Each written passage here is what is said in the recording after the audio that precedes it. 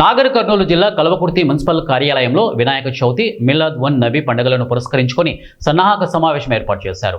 ఈ కార్యక్రమానికి DSP Venkatareddy, municipal commissioner Mehmood Sheikh, circle inspector Nagarjuna, SI Madhav Reddy, రెండవ SI Rajasekhar Reddy, fire officer విద్యుత్ ఏఈ శ్రీనివాస్ నాయకులతో పాటు పీస్ కమిటీ సభ్యులు, గణేష్ మండపాల నిర్వాహకులు, వినాయక భక్త బృందం, ముస్లిం మత పెద్దలు, ఇతర అధికారులు పాల్గొన్నారు. ఈ సందర్భంగా సంబంధిత అధికారులు మాట్లాడుతూ కల్వకుర్తి అంటే సామరస్యానికి ప్రతీక అని, శాంతి భద్రతల పరంగా కల్వకుర్తికి మంచి పేరు ఉందని, ఆ పేరును చెడగొట్టకుండా ఎప్పటిలాగే ఎవరి సంస్కృతి సాంప్రదాయాలతో వారు పండుగలు సామరస్యంగా జరుపుకున్నప్పుడే ఆ పండుగలకు విలువ ఉంటుందని చెబుతూ గణేష్ మండపాల ఏర్పాటు చేయాలంటే తప్పకుండా పోలీసు, మున్సిపల్, విద్యుత్, ఫైర్ శాఖల అనుమతి తీసుకొని మండపాలు ఏర్పాటు చేసుకోవాలని, అదేవిధంగా మండపాల ఏర్పాటులో సంబంధిత అధికారులు సూచించిన విధంగా ఎవరికీ ఇబ్బంది కలగకుండా రోడ్డుకు అడ్డంగా వాహనాలకు దారి వదలకుండా ఏర్పాటు చేయకూడదని అన్నారు. డీజేలకు అనుమతి లేదని, మండపాల దగ్గర పోలీసు వారు ఇచ్చిన నియమ నిబంధనలు తప్పకుండా పాటించాలని, విగ్రహాల ఎత్తు, మండపం ఏర్పాటు తదితర సూచనలను దృష్టిలో పెట్టుకుని ప్రతి మండపంలో సీసీ కెమెరాలు ఏర్పాటు చేసుకోవాలని తెలిపారు. మీరు ఎవరైతే అప్లికేషన్ చేసిన వాళ్ళు ఉంటారో ఆ గ్రూప్లో ఉన్నటువంటి వాళ్ళు ఎవరైనా ఆ ఊరి నుంచి ఉన్న వాళ్ళు ఉంటే ప్రతి ఒక్క నెంబర్ యాడ్ చేయడం కష్టమవుతుంది. కాబట్టి అందులో పెట్టేసేసి మేము అప్లై చేసినప్పుడు పెట్టేసేసి మాకు కూడా కౌంట్ వస్తుంది. ప్లస్ మాకు ఆల్రెడీ మా పోలీస్ లింక్లోకి వచ్చేసేసి మాకు ఆల్రెడీ ఎన్ని అప్లై చేసి ఏ రోజు ఎన్ని వచ్చినాయి కూడా తెలిసిపోతుంది. అర్థం కాక పండగ హైట్, విగ్రహం హైట్ అనేది అది ఉన్నదానికంటే కూడా ఎక్కువ చేసేస్తున్నాం.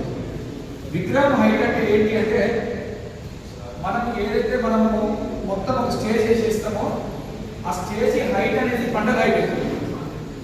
ఆ స్టేజ్ మీద నుంచి మనం విగ్రహాన్ని పెడతాం కదా, ఆ విగ్రహం హైట్ అవుతాం. విగ్రహం హైట్ వచ్చేసేసి ఒక 10 ఫీట్లు కానీ 12 ఫీట్లు కానీ ఉందని చెప్తే ఇక్కడ ఉన్న డ్యాస్ ఏదైతే ఒక స్టేజ్ ఉందో అది 4 ఫీట్ల 3 ఫీట్ల నాకు తెలిసి 5 ఫీట్ల కంటే ఇంతకంటే దీన్ని పెడతాం. దానికి కూడా లాస్ట్ టైం కూడా మంచి వాటర్ ఎక్కువ ఉండే, దాని దగ్గర కూడా చాలా పీపర్లు ఇచ్చి దానికి బారికేడింగ్ కానీ లైట్స్ కానీ అరేంజ్మెంట్ చేయడం జరిగింది.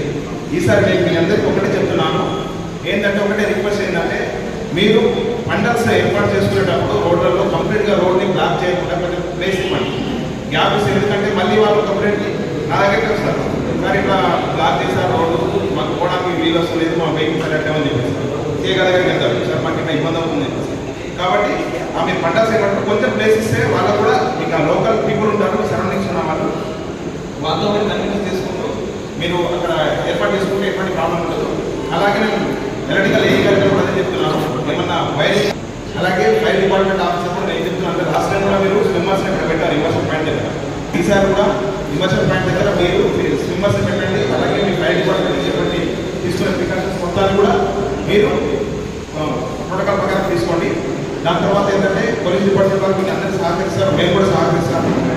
మీరు కూడా మీ దగ్గర అన్నప్రసాదం చేస్తుంటారు, ఫుడ్ డిస్ట్రిబ్యూట్ చేస్తుంటారు. కాబట్టి ఆ టైంలో కొంచెం ఫుడ్ మెటీరియల్ అయిపోయిన తర్వాత అక్కడ